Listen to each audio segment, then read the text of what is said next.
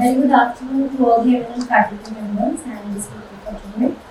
Welcome to today's session on e-learning technology. We are honored to have with us already Dr. Madhulika Kaushik ma'am, Vice Chancellor, Usha Martin University. Ma'am has served the university as Director, School of Management Studies, Director Acting, Electronic Media Production Division, Director Acting Planning, and the first Director of the National Center for Innovations in Distance Education. Ma'am is an MBA and PhD in marketing and has a teaching and research experience of more than 45 years, spread over different distinguished national and international institutions. Her field of technology has mainly been in the area of marketing with consumer behavior, marketing of services, marketing strategy as the focus areas. Ma'am has conducted several teaching assignments with distinction at the University of Jodhpur, International Management Institute, New Delhi, MDI Gurgaon and IIT Roorkee. Ma'am has published several journal papers, conference proceedings, edited textbooks with the journals of repute. I welcome you, ma'am, and I would like to invite you to share your expertise, tips and strategies on e-learning technology that will benefit all of us.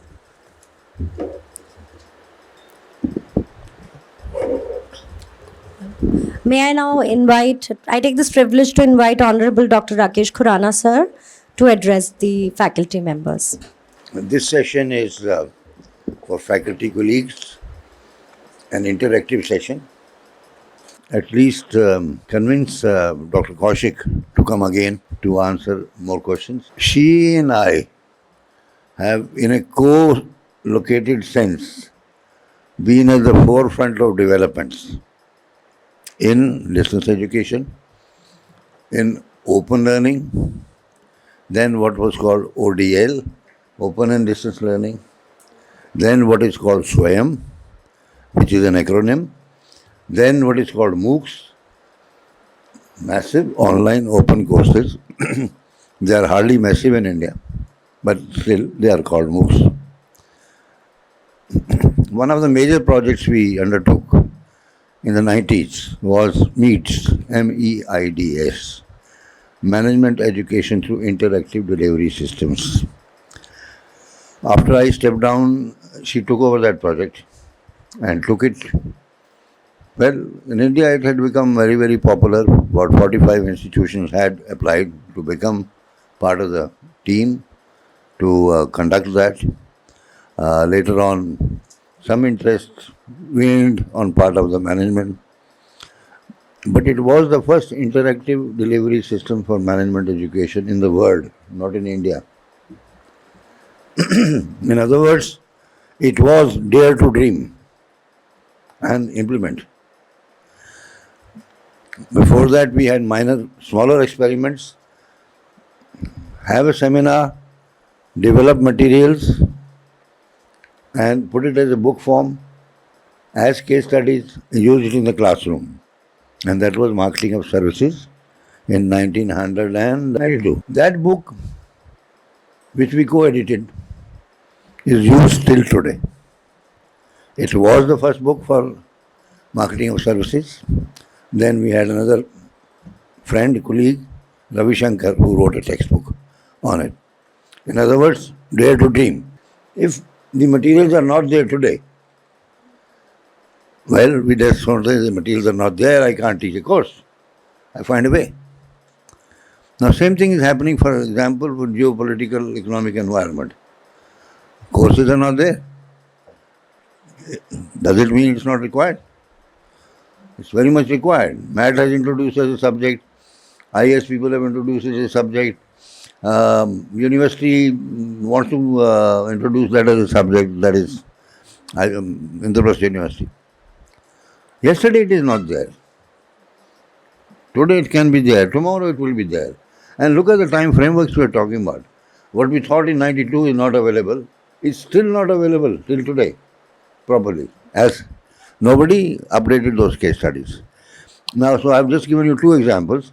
That interactive delivery systems, though the project went down a bit, made Dr. Kaushik as the most accomplished professional in the subject area. She may or may not accept it, but that's what my assessment is. and made her a required faculty in that subject throughout the world. And Commonwealth Learning as a specialist, she introduced e-learning. Now I come to the point about how did the word e-learning came. You have to think about it. What is this e? It was electronic in the beginning. So if you're using electronic means, oh, but you were using computers even before. So how? So when I was setting up our company in 2000, I defined it. It is effective, it is efficient, and it is electronic. Electronic is number three. That is just by the way. Technology is just by the way. But it is more effective. It is more efficient than the regular way of organizing teaching. So I think to quite an extent, Dr. Kaushik, we have been promoters of the idea of open learning, promoters of the idea of e-learning, promoters of the idea of education, e-tech. And that we don't need to discuss now in this audience anymore after COVID, that this damn thing can take away the jobs of regular people. And that's why it is resisted also. But still, some people say, okay, if it is going to take away our jobs, let me become a leader in that at least. Right? So school level, yes, it has taken some jobs, but not really. It is like tractorization. More jobs come of different kind of capability sets. Now that capability sets is what I would like to start. I would request her to start talking about. Maybe not a detailed session because that will require far more time. Starting with Jasper, in her experience, what are these tools she has found to be useful, and what would she recommend, and how do we now go and acquire competence in these tools? Right? Talking AI does not help. We have to acquire the knowledge of the tool.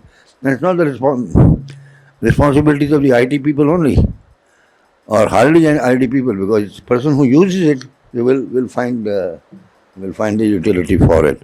So on that count, I would pass on the baton to her to take it from the last session, the tools, and it is informal, interactive. You figure out a way of asking your question, getting the answers, and leaving some of the answers maybe for another session, if you like to. Thank you very much. Have any of you ever conducted a flipped classroom? Yes. So let us convert this into, and I'm a marketing person. I interact on the basis of the needed requirements, right? So what we will do is we will convert this. This was supposed to be an interaction session on e-learning, right? Each one of you would have your own issues with e-learning. I don't want to deliver a prepared talk because the reason that this was left open, this is an open-ended discussion on e-learning. So why don't we begin with queries? What is it that your special queries on e-learning is all about? I'm sure I would not be able to answer all of them, but I'll try because I've been, like Professor Khurana said, we started that project sometime in 1994 and we were ahead of our time because at that time online learning and virtual campuses were unknown. We were experimenting with some of those things. Therefore, we had to take institutions as partners to become our delivery agents, and we found interesting names for them. We call them PALs, pals. Pals are friends, but pals are also partners in advanced learning systems, right? So that was the acronym.